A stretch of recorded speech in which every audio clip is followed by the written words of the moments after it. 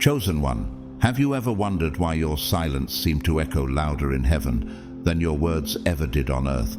And let me tell you this, you didn't come here by accident. There's something in your soul that has been quietly crying out for confirmation, a pain that words could never satisfy, but heaven can. And today, God is answering you through this message. You've been through tests that would have broken most people, but you didn't scream, you didn't fight for attention. You simply endured with loyalty, with grace, and with tears no one saw but God. You passed not by proving anything to the world, but by staying true to who you are when everything around you tried to shake that truth. How many times did you keep showing up when you felt completely unseen? You stayed loyal, even when it felt like loyalty cost you everything. You didn't chase validation. You chased God. You chose silence, not because you had no voice, but because you knew your peace was worth protecting. And through it all, your tears watered the seeds of a harvest no one else knew you were planting. Can you feel it now? That stirring in your spirit, that gentle confirmation that heaven saw every quiet act of obedience? This is your reminder. You passed the test, with silence, with loyalty, with tears. Before we dive deeper, take a sacred step. If this word is resonating deep within you, type 777 in the comments. That number isn't just symbolic, it's prophetic. It speaks of completion, divine reward, and spiritual promotion. It's heaven's way of saying, you didn't need a platform to be seen. I saw you.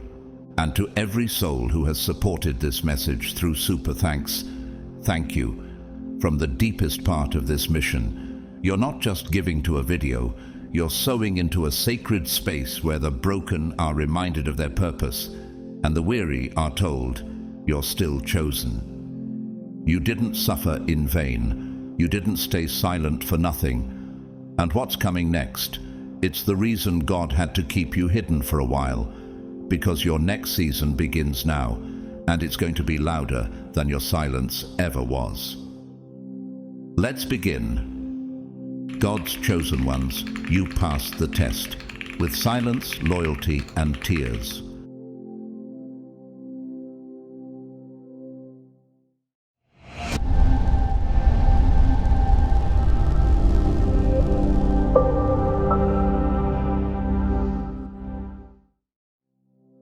Chapter 1. God never needed you to announce your innocence. How many times did you walk into a room and feel the weight of invisible accusations? Eyes that avoided you too quickly or lingered a second too long, words that danced around truths only half told. The atmosphere so tense it felt like your spirit was being pressed in a vice. You sensed it all, didn't you? The whispering behind closed doors, the decisions made without your voice in the room, the stories twisted just enough to sting. Still, you remained quiet, not because you lacked clarity, not because you were unsure of your righteousness, but because the Spirit of God whispered, "Do not speak." Why would God ask you to be still when everything in your humanity cried out for justice? Could it be that silence in the face of betrayal is a language only heaven understands? Consider the story of Jesus before the Sanhedrin, falsely accused, spit upon, struck, and yet he answered not a word. Matthew 26:63 says, "But Jesus remained silent." That silence wasn't weakness, it was wisdom wrapped in eternal strategy. And now, you walk in that same legacy. Your silence wasn't compliance, it was consecration. It wasn't passivity, it was preparation. Each moment you bit your tongue, swallowed your frustration, and restrained your urge to defend yourself, you were walking through a fire that purified rather than destroyed. Why is it that the path of the chosen often feels like exile before elevation? You were tempted to reveal the truth, to plead your case, to show the screenshots, to present the receipts. But you didn't. Why? Because you were chosen to operate by a higher law. Trust that God would vindicate you in His time. Trust that silence in his kingdom speaks louder than defense. Joseph stood falsely accused by Potiphar's wife and said little to nothing in his own defense. Still, God raised him to stand before kings. Could your own silence be building a throne you don't even see yet? Renowned artist and survivor of political oppression Ai Weiwei once said, "Your silence is not nothing. It is a sound that resonates." Though silenced, imprisoned and exiled, his art screamed with a clarity that changed nations. You too, without saying a word, have shifted atmospheres, broken spiritual strongholds, and declared allegiance to a kingdom not of this world. A young man named Tariq worked quietly in a law firm where he knew he was being sabotaged. His manager took credit for his work. Colleagues spread rumors that eroded his reputation. He wrote no long emails, filed no complaints. But each night, he prayed. Each morning, he greeted them with peace. Months later, that manager was exposed during an audit. Tariq was promoted to a position he hadn't even applied for. Loyalty, even in silence, unlocks doors shouting never could. Psalm 37:7 says, "Be still before the Lord and wait patiently for him. Do not fret when people succeed in their ways, when they carry out their wicked schemes." Isn't that the very battle you've been fighting? The temptation to prove your worth in a world that elevates perception over truth. What if the silence wasn't just about what you couldn't say, but about what heaven was getting ready to say through you? Could it be that your refusal to react was the exact key that unlocked divine favor? You didn't defend yourself, and yet the defense of heaven has surrounded you like a fortress. Imagine the silent endurance of a mountain, unmoved by storms, unswayed by wind, or the ocean floor, unseen, bearing the weight of the world's chaos, yet remaining anchored. That's who you've been, rooted, unshaken, majestic in the stillness. And here's the sacred truth. You weren't just being tested on your words. You were being tested on your worship. Will you trust God when you're misunderstood? Will you remain faithful when your name is dragged without cause? Will you keep sowing goodness when you're reaping gossip? Heaven was not watching the accusation, it was watching your response. You thought you were alone, but angels took note. You thought it was unfair, but God was keeping the receipts. And though it hurt, every wound has become a seed, and seeds, in time, break ground. And every time you chose silence over slander, you were stepping deeper into obedience, not weakness. You weren't losing ground. You were being lifted in realms not visible to the naked eye. When you whispered prayers instead of plotting revenge, when you collapsed in tears behind closed doors instead of confronting those who twisted your name, you were passing the kind of test only those marked by God even get invited to take. What makes a person deny their right to strike back?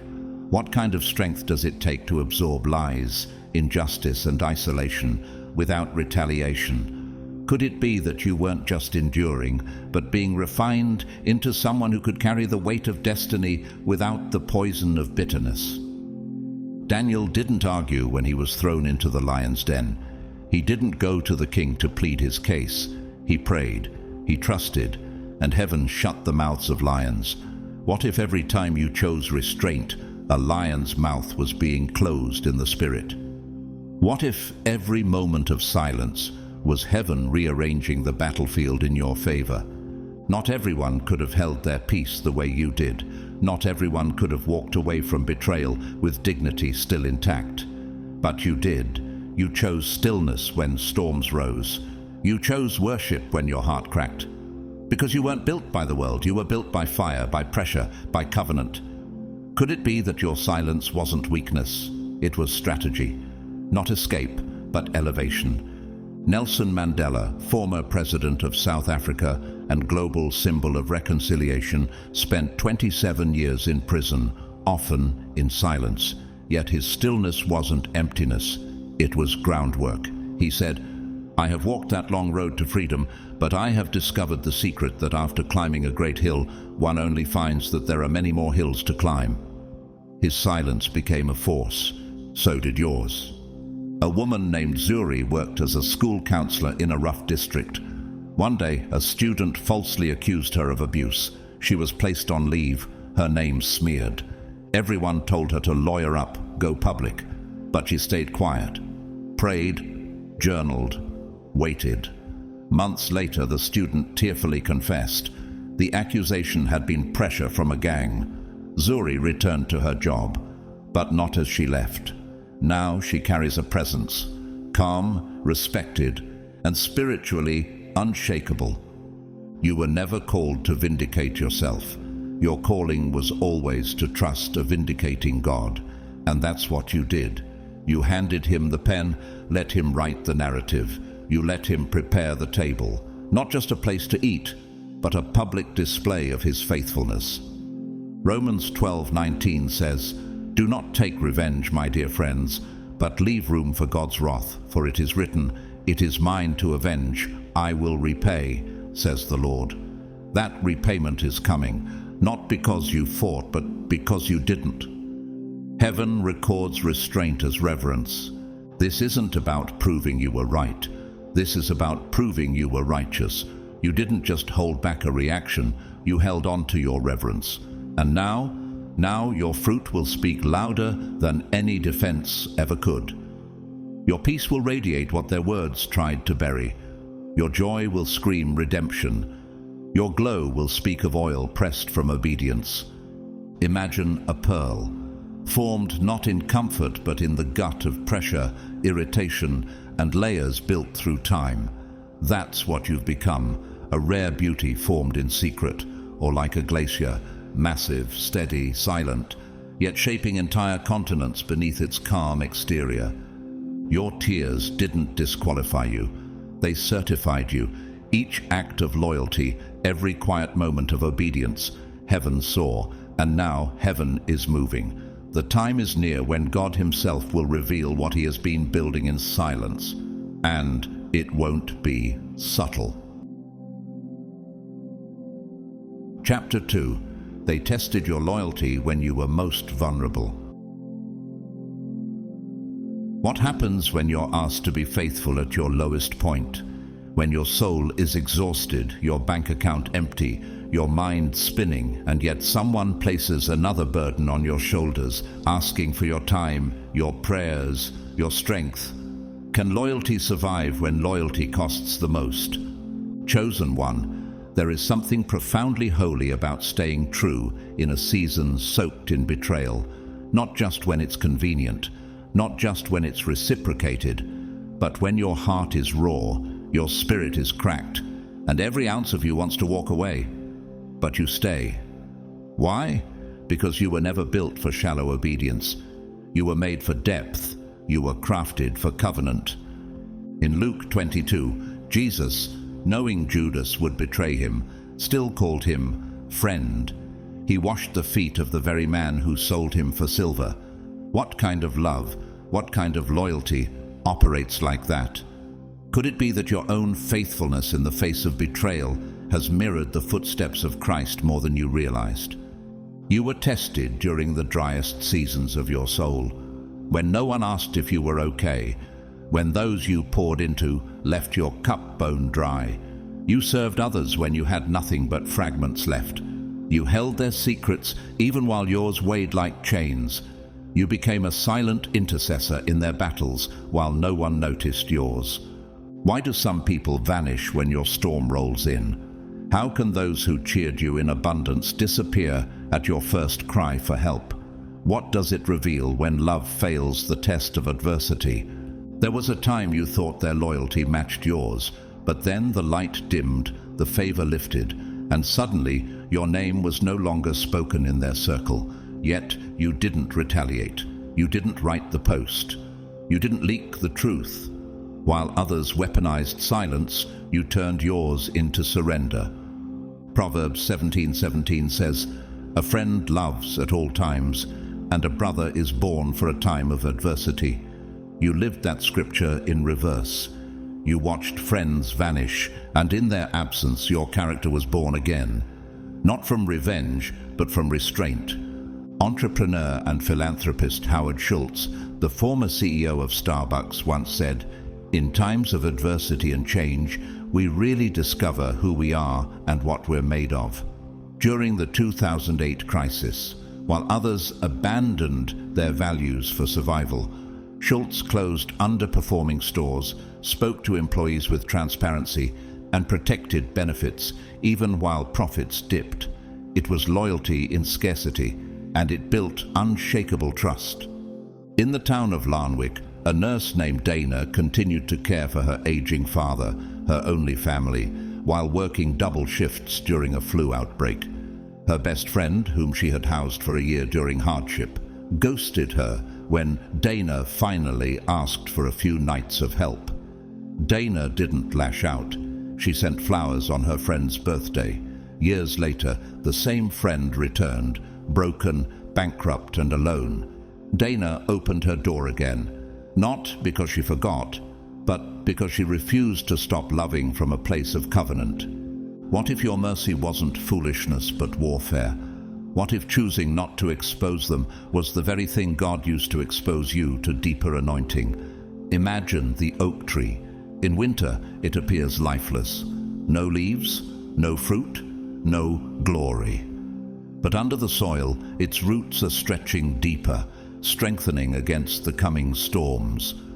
Could it be that your fruitless season was actually your foundation season? Your loyalty wasn't built for applause, it was forged in fire, and what fire doesn't destroy, it defines. You weren't trying to be seen, you were trying to be sanctified. You didn't stay because they earned it. You stayed because you were rooted in something they couldn't shake. You chose love when revenge would have been more satisfying. You chose grace when rage begged for release. You chose to lower your sword, even as they sharpened theirs. And God, the ultimate witness, recorded it all. Every choice unseen by man is recorded in heaven's scrolls. That kind of loyalty can't be taught in a classroom, mimicked on a stage, or posted for applause. It isn't curated, it's carved through tears, through silence, through spiritual muscle built when no one is clapping. But let's tell the truth, it hurt, didn't it? It hurt to be the one clapping while no one clapped for you. It hurt to give when others only took. It hurt to cover others with grace when your own soul needed healing. Why does loyalty feel like a blessing in heaven but a burden on earth? What happens when your loyalty becomes a liability in the eyes of men but a crown in the eyes of God? How many times did you show up full of encouragement while bleeding on the inside? How often did you love through neglect, serve while empty, remain when abandonment would have been easier? And still, you didn't change. You didn't start withholding your heart. You didn't switch up. Could it be that your consistency in a world of conditionals was the very proof that your character had reached its promotion point? Ruth's loyalty to Naomi wasn't celebrated, it was sacrificial. She left her homeland, walked into uncertainty, and aligned her life with the brokenness of another. In return, God aligned her with legacy. She became the great-grandmother of David. Ruth 1:16 declares, "Where you go, I will go. Your people will be my people, and your God, my God." Her loyalty shifted not just her life, but generations. Could it be that your quiet devotion is writing a legacy much larger than the pain you've endured? And now, heaven is responding. The season of one-sided giving is being reversed. You will no longer be surrounded by people who take your oil, but never bring a flask. The tables are turning. The rooms are changing. Your name is being remembered in places where it was once dishonored. Dr. Bernice King, daughter of Martin Luther King Jr., once said, "We can't eradicate betrayal, but we can choose not to become it." As a speaker, minister, and advocate for justice, she has spent years continuing the legacy of her father, not through bitterness, but unwavering loyalty to truth and reconciliation. She understood something the world often forgets. Faithfulness to the call is greater than fairness from people. A man named Elias worked for years in a humanitarian organization, giving his best to local communities. When a corporate reshuffle came, he was laid off without recognition. His team barely texted. Months passed. One day, an anonymous donor, someone who had watched him for years, offered him the resources to start his own foundation. Loyalty often looks like loss until God sends the reward. Galatians 6:9 says, "Let us not grow weary in doing good, for at the proper time we will reap a harvest if we do not give up." Could it be that your harvest is closer than you think? Not because you strived, but because you stayed. Imagine the honeybee. It labors in quiet rhythm, visiting thousands of flowers for a teaspoon of nectar. Yet, through consistency and instinctive loyalty to the hive, it creates sweetness that outlasts its lifetime. Your obedience in pain is forming something just as precious, something meant to nourish more than just yourself. You didn't pass the test because you were flawless.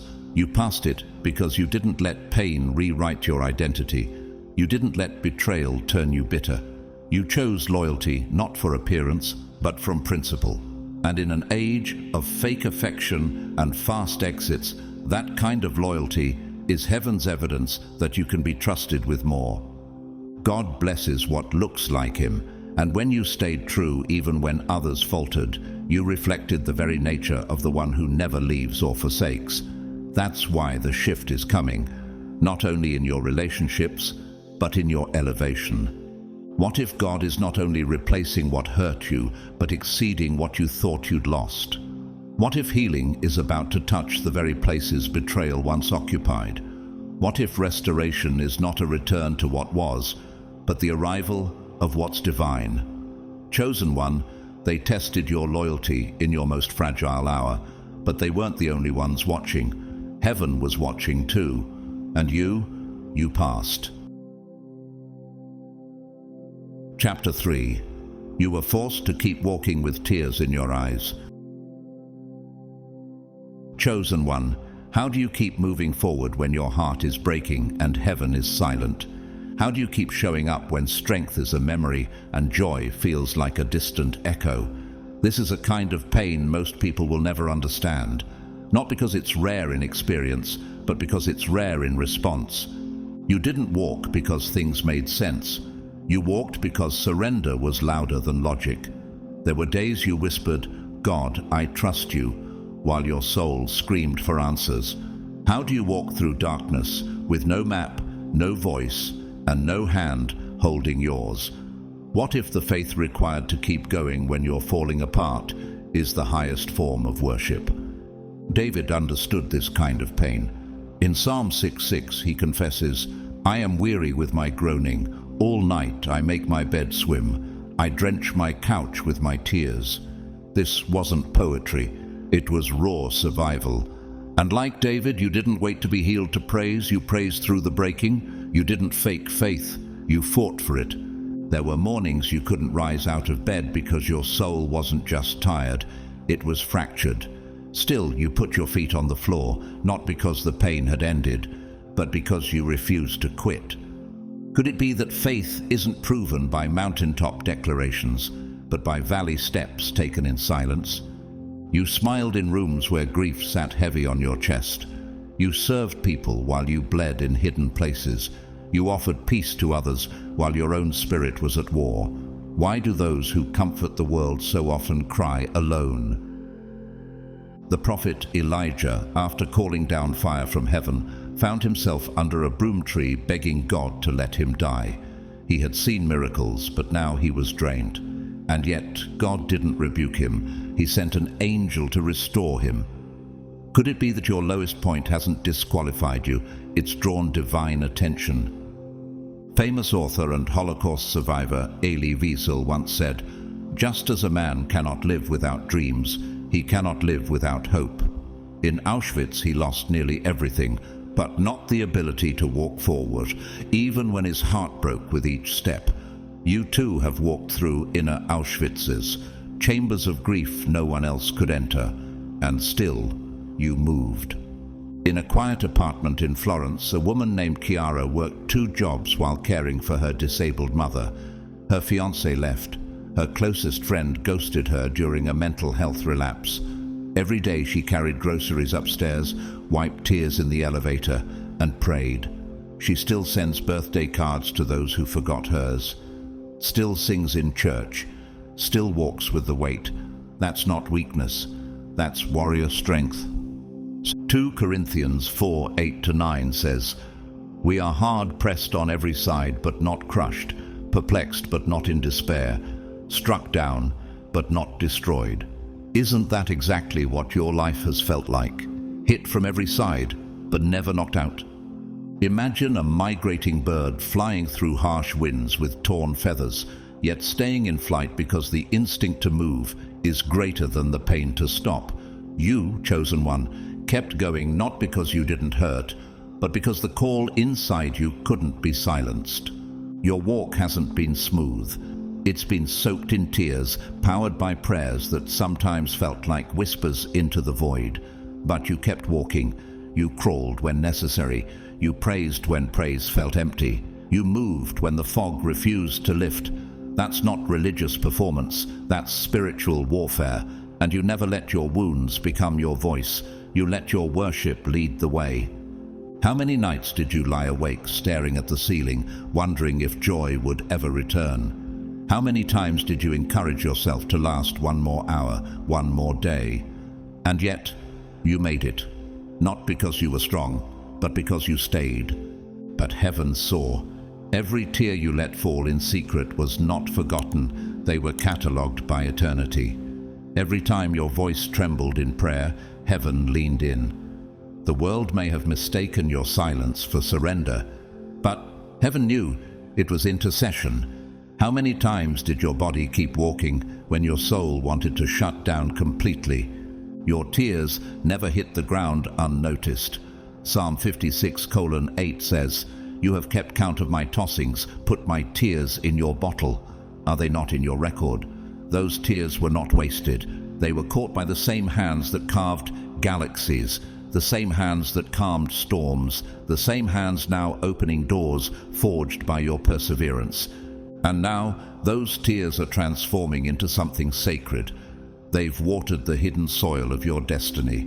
Could it be that every painful moment was actually planting something eternal? Every breakdown, every sob, every whispered, "God, please," what if it wasn't collapse but conception? Joseph wept in Genesis 45:2 when he finally revealed himself to his brothers. The same brothers who betrayed him, the same ones who sold him. But Joseph's tears weren't weakness. They were fulfillment. Could it be that your weeping season has just become the doorway to your revealing season? You served while suffering. You held the weight of others while no one carried yours. And yet, you didn't let bitterness bloom. You stayed rooted in grace when every thorn begged to become a sword. You stood tall even as the ground beneath you cracked. How does someone carry pain that loud and still remain kind? Malala Yousafzai, Nobel Peace Prize laureate, was shot for pursuing education in her homeland. In the aftermath, she didn't retreat into vengeance. Instead, she became a global advocate for girls' rights. She once said, "When the whole world is silent, even one voice becomes powerful." Your journey echoes that same quiet defiance. Strength wrapped in gentleness. A young man named Silas worked nights cleaning a hospital wing. Few knew he had lost both parents within a year. He smiled at patients, brought flowers to the elderly, and prayed quietly in broom closets. Years later, a woman he once helped anonymously turned out to be a philanthropist. She funded his nursing school. Today, he trains others in compassionate care. What the world called small, heaven called seed. Your walk wasn't powered by applause, it was powered by assurance. You didn't need everyone to believe in you. You just needed that one steady whisper, "I am with you." And because of that, you didn't collapse. You cultivated. Because of that, you're now stepping into what your tears were quietly building all along. You will smile, really smile, with no need to fake joy. You will rise without flinching, knowing the fall won't return. You will enter spaces that feel like peace, not performance. What once defined you no longer binds you. Could it be that this next chapter isn't about survival? It's about harvest. Galatians 6:9 reminds us, "Let us not grow weary in doing good, for at the proper time we will reap a harvest if we do not give up." Your tears were not the end of your story. They were irrigation for your future. And the garden, it's blooming. Picture a vineyard after a heavy rain. The soil is drenched, muddy, seemingly messy, but under the surface, roots are stretching, grapes are forming, the harvest is hastening. Your heart may have looked like a storm, but it was actually preparing for sweetness. This next season won't ask you to pretend. It will permit you to exhale. It will be holy ground, watered by pain, nurtured by perseverance, and illuminated by promise. Chosen one, you were forced to walk through darkness with tears in your eyes. But now those very tears are speaking. They are watering something eternal, and heaven is declaring, harvest is here. Chapter 4. God watched you honor people who dishonored you. Chosen one, how do you walk upright when everything in you wants to collapse? How do you honor those who've spat venom into your life? What kind of inner strength does it take to bless those who betrayed you behind closed doors, and still greet them with grace when the doors reopen? Let's not sugarcoat it. You had every right to retaliate, to respond with the same sting, to return energy with energy. You had evidence, you had witnesses, you had reason, but you didn't respond with rage. You responded with restraint, not because you were passive, but because you were powerful enough to stay surrendered. You were tested in places that didn't come with applause. This wasn't a stage performance. This was spiritual warfare. You were placed in sacred combat between reaction and revelation, between impulse and obedience. You passed not because you felt nothing, but because you chose not to be ruled by what you felt. Jesus himself modeled this divine discipline. When he hung on the cross, mocked by the very ones he came to save, he didn't curse them. Luke 23:34 records his words, "Father, forgive them, for they know not what they do." Could there be a more powerful picture of honor in the face of dishonor? You carried pain in your chest and still showed up with peace in your posture. While others spread lies like wildfire, you chose to spread grace like oil. You had screenshots that could have burned reputations, but you kept your hands off the match. Why? Because you heard God whisper, "Let me handle it," and you trusted him more than your pride. What kind of person honors the ones who harm them? What happens inside a heart that forgives while it's still bleeding? Could it be that your mercy was heaven's evidence that you've matured beyond your surroundings? When David had the opportunity to kill King Saul, who had been hunting him unjustly, he refused. In 1 Samuel 24:6, David declared, "I will not stretch out my hand against my Lord, for he is the Lord's anointed." He honored the position even when the person was wrong. And what happened?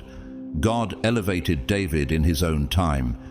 Could it be your restraint is writing the script for your own divine elevation? Renowned Catholic Archbishop Desmond Tutu, who helped dismantle apartheid in South Africa, once said, "Without forgiveness, there is no future." He publicly embraced his oppressors, choosing peace over punishment. That wasn't weakness. That was sacred strength. You've done the same, blessing those who cursed you, walking upright in moments when revenge would have been applauded. A woman named Livia worked in a design firm where a colleague secretly took credit for her entire campaign. Management never knew the truth. Livia stayed silent, continued serving, and never exposed her peer. 2 years later, a major client, moved by Livia's consistent character, offered her a partnership. The colleague, transferred and forgotten. What seemed like a loss became favor. What looked like defeat was just delayed vindication. You've carried the burden of injustice without letting it poison your soul. You served with clean hands while theirs were clenched in envy.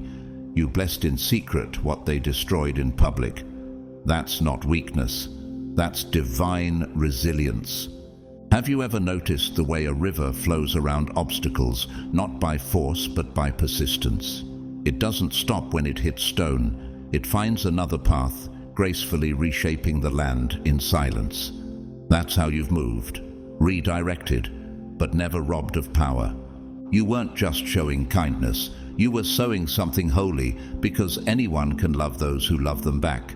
But it takes eternal DNA to honor those who wounded you, and you did, with your mouth closed and your heart open, and heaven watched every second of it. You didn't take the bait.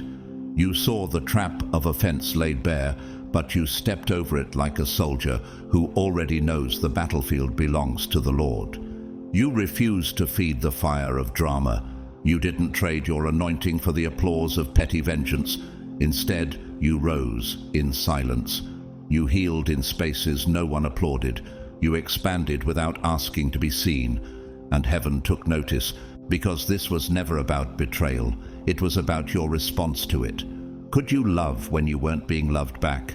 Could you hold on to integrity when your name was dragged through rumor and ridicule? Could you stay grounded in honor when everything in your flesh begged to lash out? And you did. You stood there bleeding and still chose to bless. You walked through slander and still chose silence. You were tempted to fight like them, but you chose to shine instead. Could that be the reason God is now preparing to elevate you? Not in secret, but in the presence of those who misjudged your quiet. Psalm 23 verse 5 declares, "You prepare a table before me in the presence of my enemies. You anoint my head with oil. My cup overflows." What if your enemies weren't obstacles, but witnesses God intentionally seated at your unveiling? You didn't walk in grace to prove a point. You walked in grace because that's who you are. And because you did, God is about to vindicate you, not with pettiness, but with purpose. What revenge could never give, God is about to pour out freely, peace, promotion, and presence. The Apostle Paul, once wrongfully imprisoned, didn't curse those who jailed him. He sang. In Acts 16:25 it says, "About midnight Paul and Silas were praying and singing hymns to God, and the other prisoners were listening to them." Your song, your restraint, your posture under pressure, it was all being heard in heaven and by those around you. Author and spiritual teacher Marianne Williamson once said, "Joy is what happens to us when we allow ourselves to recognize how good things really are." You didn't let the bitterness of others rewrite your perception. Even when rejected, you saw goodness. Even in dishonor, you looked for grace. That perspective became your passport into a new season. A young woman named Amara once served faithfully under a mentor who later undermined her publicly to protect their own reputation. Amara kept quiet. She didn't correct the narrative. She didn't plead her case. She just kept showing up with humility. Years later, a publisher approached her, not because of her resume, but because of how many others spoke of her character in quiet rooms. Her reward didn't come from the one who dishonored her. It came from the God who saw it all. What if your silence was actually heaven's microphone? What if your calm in the storm became your crowning moment? What if your unwillingness to match their bitterness made you eligible for favor they'll never understand? Look at the sunflower. It never competes. It just rises, turning steadily toward the light, even when clouds cover the sky. It stands tall, dignified, without the need to retaliate against the weeds that grow around it. That's who you are. Sun-drawn, not shadow-driven. You didn't flex when you could have. You didn't expose when exposure was justified. You didn't gloat when vindication showed up. Why? Because you weren't chasing revenge. You were anchored in purpose. And now, heaven is ready to do what no flesh-driven fight ever could.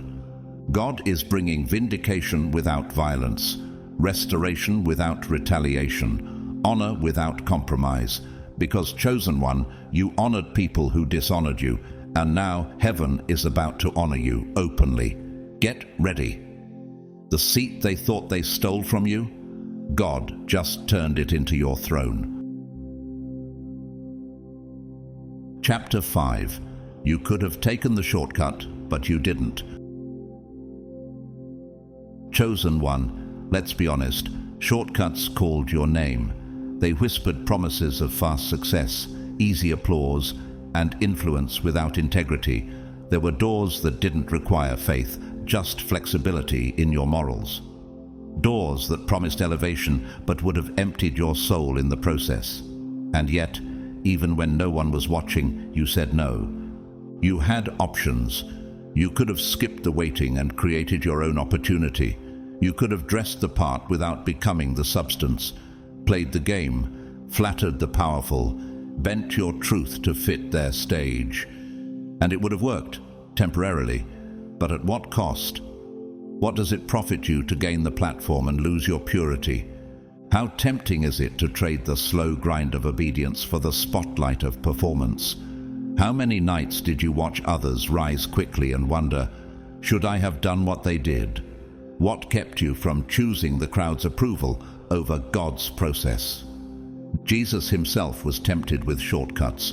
In Matthew 4:8-10, Satan offered him all the kingdoms of the world if he would bow down, a throne without the cross, a crown without the cost. But Jesus refused. Why? Because the kingdom of heaven is never built on compromise. You could have built fast, but you chose to build true. You rejected counterfeit success because you knew a fast platform built on shallow roots won't survive a real storm. You said no to pretending so you could say yes to becoming. That's not weakness. That's wisdom. A seed hidden in soil sees nothing but darkness for a season, but while the world assumes nothing's happening, it's establishing roots. Could it be that your hidden season was never wasted? Could it be that God buried you not to forget you, but to build something unshakable in you? King David was anointed long before he was crowned. He served in obscurity, tending sheep, dodging spears, hiding in caves. He had opportunities to take Saul's throne by force, but he didn't. Psalm 27:14 says, "Wait for the Lord, be strong, and let your heart take courage. Wait for the Lord." Could it be that your waiting has been training in disguise? Award-winning actor Denzel Washington, known not just for his craft but his convictions, once said, "Ease is a greater threat to progress than hardship." Despite countless opportunities to sell out for fame, he chose roles aligned with his values. Like you, he chose the slow road, the faithful one. In a small town in Portugal, a man named Tiago was offered a promotion at the expense of a colleague's integrity. He had only to remain silent. Instead, he told the truth. He was demoted. 2 years later, the company faced a crisis, and Tiago's integrity saved them. He was not only restored, but promoted beyond what the shortcut could have given him. What happens when you refuse to bend? What fruit is formed when you choose principle over performance? What does heaven release when it sees someone who refuses to sell their birthright for a bowl of relevance? Imagine a mountain slowly rising over centuries, not through sudden force, but through pressure, time, and unseen tectonic shifts. While hills can form overnight, only mountains last generations. That's the kind of life you're becoming. Solid, slow-built, sacred. You didn't skip the process. You didn't fake your growth. You let God dig deep. You let him form substance under pressure. While others performed, you persevered. While others sold out, you stayed surrendered. And because of that, you've passed the test most never see coming. The temptation of shortcuts. You didn't let pressure push you out of purpose. When timelines stretched longer than expected and results felt delayed, you didn't break, you deepened. You didn't let pain turn you proud. Even when you could have walked into a room and dominated, you chose humility instead. You kept showing up in places no one acknowledged you. You kept sowing when the soil felt dry. Why? Because you knew something they didn't. Anything gained outside of God's timing isn't a reward. It's a weight. How many times were you offered detours wrapped in convenience? How often did opportunities arrive that looked like destiny but whispered compromise? Could it be that each rejection was actually heaven's redirection? Abraham and Sarah tried to manufacture God's promise by having Ishmael, and generations of conflict followed. Genesis 16:2 reminds us of what happens when we grow impatient with divine timing. Could your obedience to wait have just protected generations after you? And now, because you waited, because you obeyed, because you refused to manipulate outcomes, heaven is opening a door no man can shut. And this blessing, it will not crumble. It will not consume you. It won't demand your performance to survive. It will rest on you with grace. Because what is birthed by obedience can never be cursed by compromise. Isaiah 40:31 says, "But those who wait on the Lord shall renew their strength. They shall mount up with wings like eagles." You didn't rush. You aligned. And now, you saw. People will ask how you got here. They won't see the nights you wept over closed doors. They won't hear the internal wrestling when your integrity cost you progress. They won't know the times you whispered, "Is doing right even worth it?" But heaven heard, and heaven kept record. You turned down offers that required silence when you needed to speak truth. You refused stages built on favor you didn't earn. You closed doors that demanded you twist your calling. That was more than wisdom. That was obedience. And obedience is heaven's currency. In the book of Daniel, 3 Hebrew boys refused to bow before the golden image, even if it meant the furnace. They didn't chase survival. They clung to truth. And God didn't just deliver them, He promoted them. Your resistance to compromise has prepared you for that same fire-forged elevation. Angela Merkel, former Chancellor of Germany, was known not for charisma, but for integrity, intelligence, and resolve. In an age of fast politics, she governed with consistency and principle. She once said, "For those who are patient, things will work out." You too governed your life with restraint, choosing principle over popularity. And now, like Merkel, your influence is becoming lasting, not loud.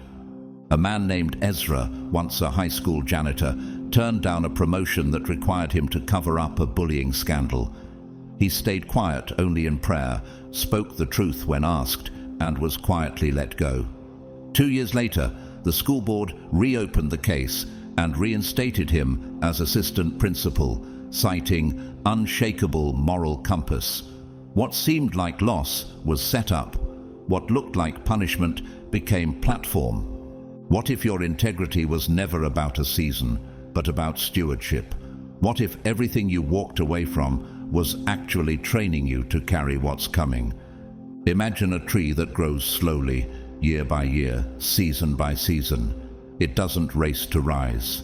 But when storms come, shallow trees break, deep trees remain. Could it be that your quiet years were root years, and now you're ready to hold fruit without falling? Obedience always brings overflow, but not just in your life. In every life tied to your decision to wait well, your elevation won't be empty, it will carry weight. Your success won't be hollow, it will have substance. Your influence won't be borrowed, it will be built on integrity. Chosen one, you didn't cut corners, you didn't chase validation, you chose character over clout. And now, God is getting ready to release what only integrity can unlock. No tricks, no schemes, no shortcuts, just pure generational favor, resting on a life heaven can trust. Get ready. The long way is proving to be the right way. And that way, it's leading straight into promise. Chapter 6. Heaven hid your results for a while, but now they'll be revealed. Chosen one, have you ever wondered why your labor seemed invisible? Why your prayers felt like they echoed in silence?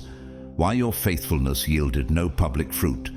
You watched others step into spotlight moments while your own victories remained veiled.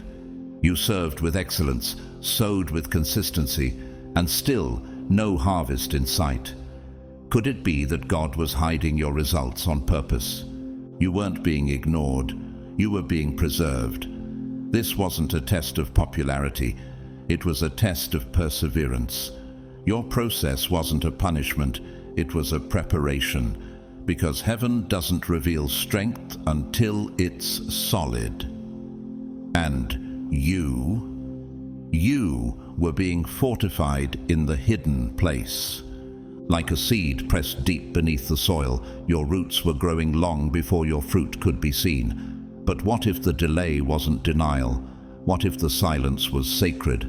Ecclesiastes 3:1 says, "To everything there is a season, and a time for every purpose under heaven." Could it be that your season of hiding was heaven's version of holy timing? No one saw the hours you stayed up interceding for people who forgot your name. No one saw the times you worshipped when the weight in your chest was suffocating. No one noticed the internal yes you whispered to God when the world offered easier paths. But heaven noticed, heaven recorded, and heaven was working, not on your visibility, but on your viability. Jesus healed a blind man in Mark 8:23-25 in stages. First partial sight, then full clarity. He could have done it instantly, but sometimes healing and clarity require layers. Could it be that your process was layered on purpose? That full visibility was delayed so that full strength could be developed? And while others danced in recognition, you labored in refinement. You weren't being left behind, you were being set apart, because God doesn't rush those He plans to root. He doesn't parade what hasn't been proven. Why expose your promise before it can survive public pressure? Have you considered that God wasn't hiding you from people, but hiding people from you? What if He was shielding you from distractions, leeches, or praise that would have stunted your growth? Soichiro Honda, founder of Honda Motor Company, once applied for a job at Toyota and was rejected. He spent years in a small workshop, building his own ideas while most of the world ignored him. But that hidden season birthed one of the most influential automotive empires in history. He later said, "Success is 99% failure." Could it be your obscurity wasn't a delay, it was divine design? A young woman named Selene worked on a passion project for 5 years, writing devotionals, serving women's groups, mentoring teens. No one reposted her, no publisher called. She questioned if it mattered. Then one day, an online post of hers was shared by someone she'd never met. Within 48 hours, her inbox was flooded. A publisher, a conference invite, a partnership. The work wasn't new. It was just finally time for it to be seen. People misunderstood your stillness. They interpreted your silence as failure, but they never saw the nights you traded retaliation for intercession, the days you chose perseverance over validation. How many times did you pour strength into others while running on empty? Imagine a glacier forming, its base stretching miles below what the eye can see. Quiet, unmoved, expanding slowly but shaping entire ecosystems. Could it be that your unseen years were building something massive below the surface? They saw your pause and assumed you were lost. But heaven knew you were being positioned, and now the shift has begun. What was hidden is being highlighted. What was covered is about to be called forth, because when God reveals, He doesn't just expose your progress, He establishes your platform, not built on hype, but on humility, not lifted by followers, but forged by faith. And God kept the results hidden because He was examining more than your actions. He was cultivating your becoming.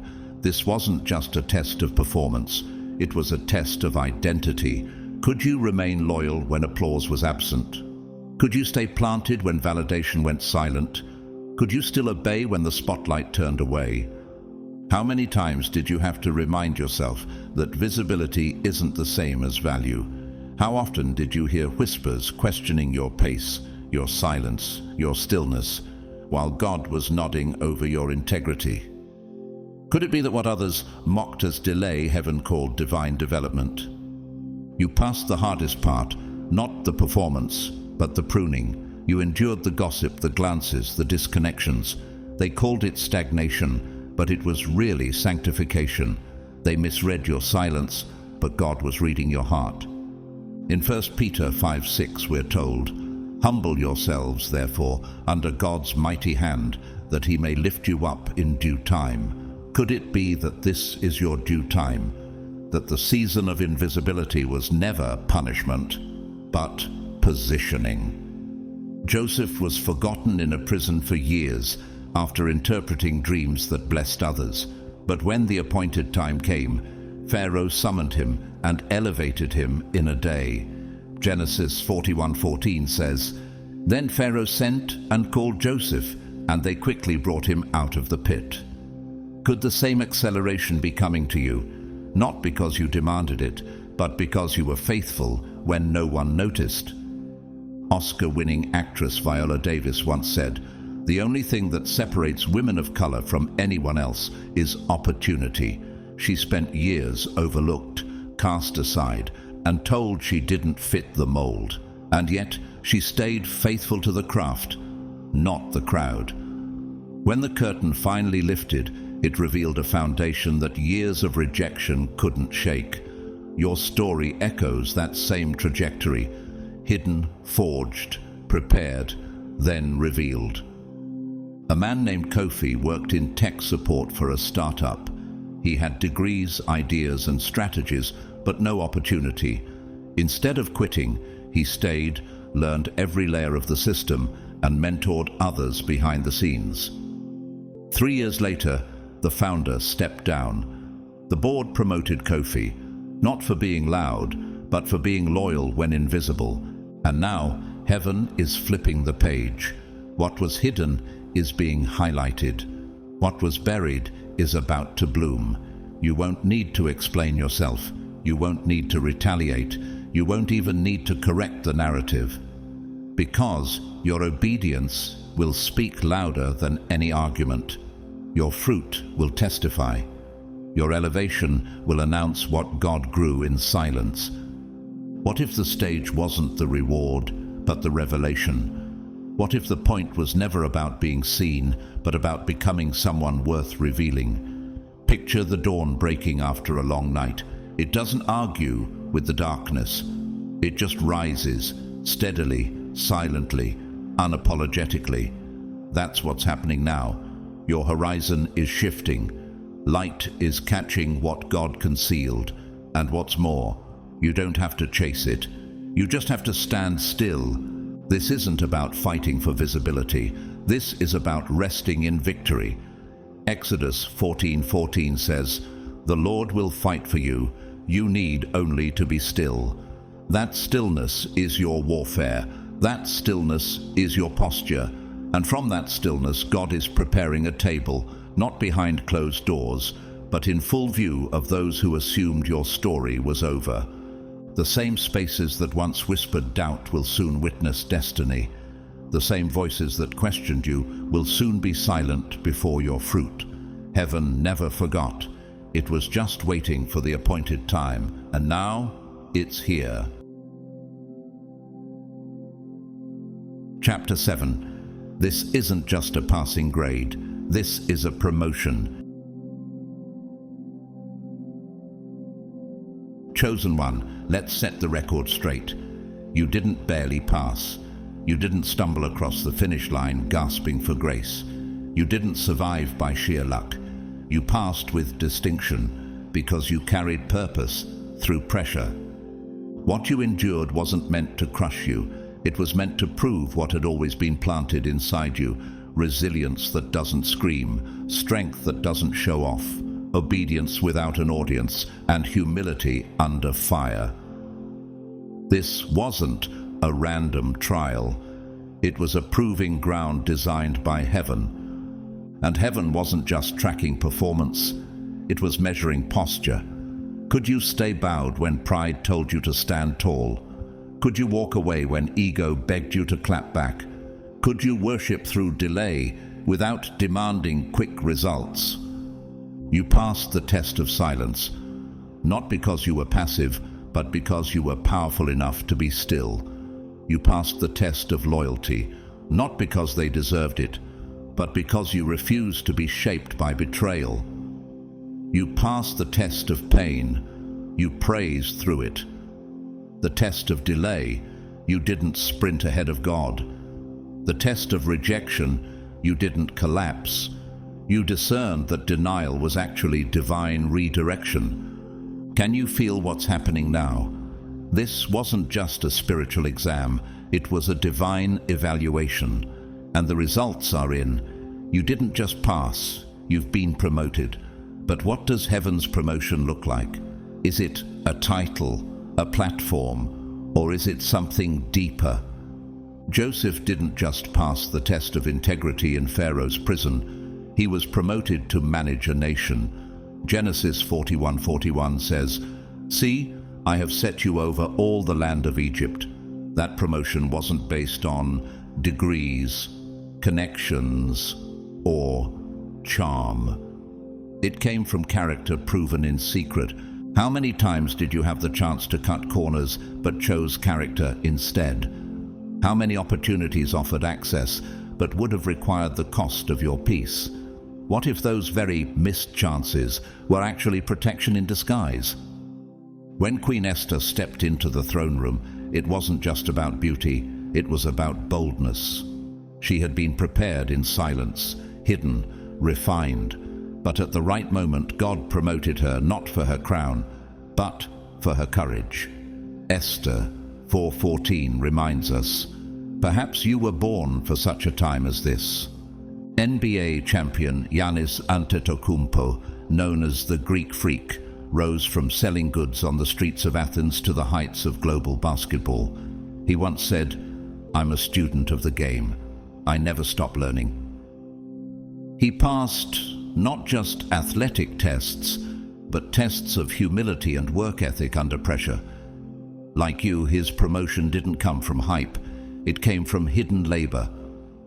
In a city called Brighton, a woman named Layla worked behind the scenes at a non-profit for 6 years. She trained interns, served donors, and quietly fixed messes her superiors never saw. One day, during a leadership transition, her name was unexpectedly recommended, not because she was loud, but because she had long been faithful. Now she leads the very organization she once cleaned up after. Could it be that God is lifting you into rooms that don't require noise, but carry the weight of your purity? Could it be that heaven is now trusting you with souls who need guidance, spaces that need authority rooted in gentleness? Have you noticed how a tree doesn't groan when it grows taller? It just stretches silently toward the sky, nourished by the depth of its unseen roots. Your promotion won't be about proving anything. It will simply reveal what's been maturing in silence. You've been prepared in the wilderness, groomed in the secret place, tested when no one clapped, and now God is assigning you to atmospheres where authority isn't announced, it's felt. Because heaven knows. You won't mishandle what you've been trusted to carry. God is not promoting you because of popularity. He's promoting you because of posture. Because when the crowd clapped for someone else, you kept showing up in the secret place. When influence felt distant, you stayed surrendered. When obedience cost you opportunities, you still chose the altar over applause. And heaven saw that.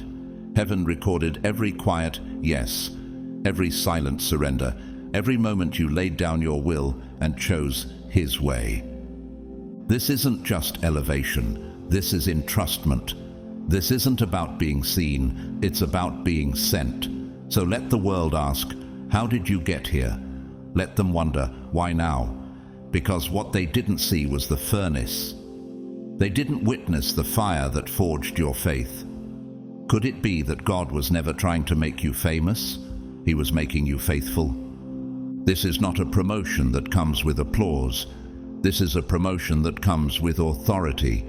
Authority to walk into rooms and atmospheres and shift them, not with volume, but with presence. Authority to influence without compromising, to lead without control, to carry without cracking. You're not just being elevated, you're being entrusted with territory, with truth, with timing. God can now trust you with influence that won't contaminate your identity, with provision that won't replace your dependence, with a voice that doesn't echo culture but releases clarity, with assignments that demand discernment more than ambition, with leadership that doesn't crush but calls forth, with wisdom that builds and heals, not just impresses. Matthew 25:21 says, "You have been faithful over a few things. I will make you ruler over many." That's what's happening now. Ruler not because you campaigned, but because you remained. Ruler not because you pushed, but because you persevered. Could it be that the tests you thought disqualified you were actually heaven's prerequisites for deeper access? You were never overlooked. You were under observation. You were never forgotten. You were being formed. And now, the formation is complete. The clay has set. The oil has been pressed. The sword has been sharpened. And God is saying, now I can send them. Isaiah 60:22 says, "When the time is right, I, the Lord, will make it happen." Not your connections, not your effort, not your algorithm. Him. He's lifting your name, not because you demanded it, but because he has declared it. Angela Arendts, former SVP of Apple Retail and ex-CEO of Burberry, once said, "The most sustainable things are those built slowly, quietly, deeply." She led by listening more than speaking, and by building trust in silence before delivering results in public. In a world that rewards noise, she rose by depth. Deontay was a janitor in a city courthouse for nearly a decade. Unknown to most, he would leave notes of encouragement under courtroom benches, pray over chairs before trials began, and volunteer after hours at the shelter across the street. When the building manager retired unexpectedly, the board bypassed all external candidates and promoted Deontay. Not because of resume, but because of reputation. Quiet, consistent, holy. And now God says, you didn't cheat to get here. You didn't manipulate to fit in. You didn't dilute your convictions to be accepted. And because of that, what's coming won't be temporary. It won't be flaky. It won't be stolen. Because it wasn't given by man. Picture a mountain range, how its roots go deeper than its peaks rise. What people see is only the tip. What holds it up is what was formed under pressure for centuries. Could that be your life? A promotion not built in a moment, but in the silence of seasons most forgot. This is holy promotion, and it's permanent, because it was never driven by ego. It was carved out by obedience. And now, chosen one, before the next door opens, take a holy pause. This wasn't a series of words. It was a record of your becoming. Heaven has been chronicling your obedience chapter by chapter, moment by moment. And this is what the record shows. Begin at chapter 1. You passed the test of silence. When slander surrounded you, when lies were whispered and glances shifted, you didn't rise in defense. You remained still. You could have exposed what was hidden, corrected the record, protected your name. But instead, you obeyed the divine whisper that said, "Be still." That stillness wasn't weakness. It was prophecy. Up next is chapter 2. You passed the test of loyalty. While others pulled back in your valley, you leaned in. You protected those who didn't protect you, prayed for those who forgot you, and loved those who left. Your loyalty wasn't returned, but it wasn't wasted, because it was rooted in God, not people. And now heaven calls it sacred. Then comes chapter 3. You passed the test of endurance. You kept walking when your legs trembled, kept praising when your prayers went unanswered, kept serving while bleeding silently. The world saw strength. Only heaven saw the cost. Every tear became a seed. Every step in darkness drew angels closer. You were never walking alone. We continue with chapter 4. You passed the test of honor. You could have retaliated, could have torn down with truth, could have fought fire with fire. But you chose the higher road. You covered those who uncovered you. You blessed those who broke you, and God watched every moment you withheld revenge and gave grace. Now to chapter 5, you passed the test of character. You could have taken the shortcut, the one paved with compromise and applause. But you chose the long road, the quiet process, the narrow path. You let God forge your roots before the fruit came, and now your integrity has built a foundation no storm can shake. After that comes chapter 6. You passed the test of hiddenness. You served faithfully in silence while others were celebrated. You were planted, not buried, even when it felt like nothing was growing. Heaven wasn't ignoring your effort. It was maturing your strength. And now the sealed results are being revealed. What was hidden is about to be honored. And finally, chapter 7. You passed the test of posture. Not just outward obedience, but inward surrender. You didn't manipulate your way into elevation. You waited, worshipped, and withstood. And now God says, this one can be trusted. This isn't a passing grade. This is a divine promotion, and it cannot be revoked. Every chapter cost you something, but it produced something far greater. Heaven didn't just watch. Heaven has weighed your journey. And now you stand at the threshold of fulfillment, carrying not only favor, but proof. You didn't just survive, you passed. So here you are, chosen one, standing on the other side of what you once thought would break you. You didn't just walk through the fire, you became gold in it. You didn't just survive the silence, you learned how to hear heaven in it. You didn't just pass the test, you were transformed by it. And now, you don't wear scars. And first, you wear oil. Oil that came from pressing pain and private obedience. Let this sink in. The version of you that began this journey is not the one finishing it. The you that once questioned, "Am I seen?" is now walking with a knowing. He saw everything, every quiet sacrifice, every private battle, every held-back response, every surrendered dream, every midnight tear. And still, you kept showing up, not to be praised by people, but to be proven before God. So if the wilderness tried to convince you that you were invisible, may this be your reminder. Invisibility was never rejection. It was refinement. The darkness wasn't your prison. It was your preparation. And now, heaven is unveiling what was cultivated in the quiet. This is not the end of the story. This is the commissioning. You pass not just for yourself, but for those you've been called to reach, lead, restore, and speak life into. The world doesn't need a louder voice. It needs a deeper one. And now, your depth carries weight. Your wounds carry healing. Your story carries glory. So go. Step into what's next with your head lifted and your heart anchored. You've been trusted with more, not because of image, but because of integrity. If this message resonated with your spirit, if you felt the confirmation, the comfort, or even the conviction, I invite you to do something simple but meaningful. Like this video. It helps this word reach others still in their fire. Comment below with what part spoke to you most. Your story may be the courage someone else is praying for. Share this message with someone whose strength is wearing thin. And if you haven't yet, please subscribe. Because this space is more than content. It's a calling. And I believe God is building a remnant here. To those who've supported this channel, whether through super thanks, private prayers, a shared post, or silent agreement, thank you. Your presence here matters more than you know. Whether you give financially or simply give your attention, time, and heart, I am honored, and heaven never forgets.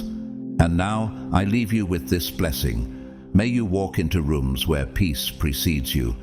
May your name be spoken only in spaces where your spirit is honored. May your next season require less striving and more resting. May the people God sends you pour into you the way you poured into others. May your discernment sharpen, your heart stay soft, and your hands remain clean. May every delay turn to divine acceleration, and may every test become a testimony crowned in light. You didn't just make it through. You passed. You didn't just survive. You were sealed. You didn't just endure.